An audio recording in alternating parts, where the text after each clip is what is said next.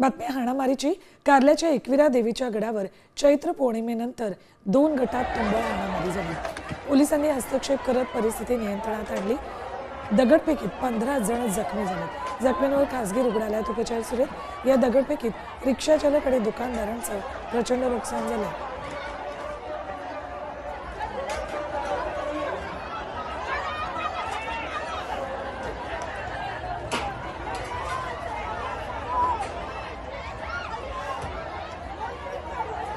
एवढी पालखी बघण्यासारखी होती की एवढं पब्लिक आलो त्या पालखीला आणि ते पब्लिक येऊन सुखरूप सगळे खाली आले होते।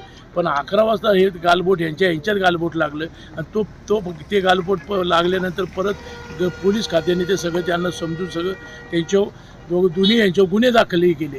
पण हे परत त्यांनी काय केलं, दुपारी 4 वाजता जेवण वगैरे झाल्यावर परत इकडे येऊन दगडफेक केली।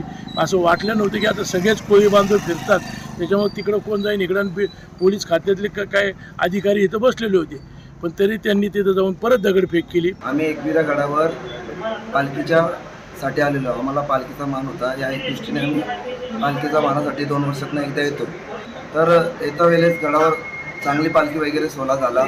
येत्या वेळेस गडाच्या पायथ्याशी मंदिराजवळ आमच्यावरती अचानक हमला झाला। तेव्हा आमचे जे पंच कमिटी ते फक्त सांगण्यासाठी तिकडे गेले तर तिकडनं कोणीतरी बांबू फेकून मारला, सांगण्यासाठी गेले तर आपली परत थोडी खाली पण आली, तिकडनं दगडफेक चालू झाली।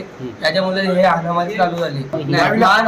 मान हा सर्वांचाच असतो, मान कोणाचा नसतो, मान हा एक आईचा मान असतो। यात मान कोणाची गोष्ट नाही, कुठले पण कोलीवाडे घ्या, मान हा सर्वांचाच आहे। पण अशी गोष्ट घटना करायची विचित्र आहे ना।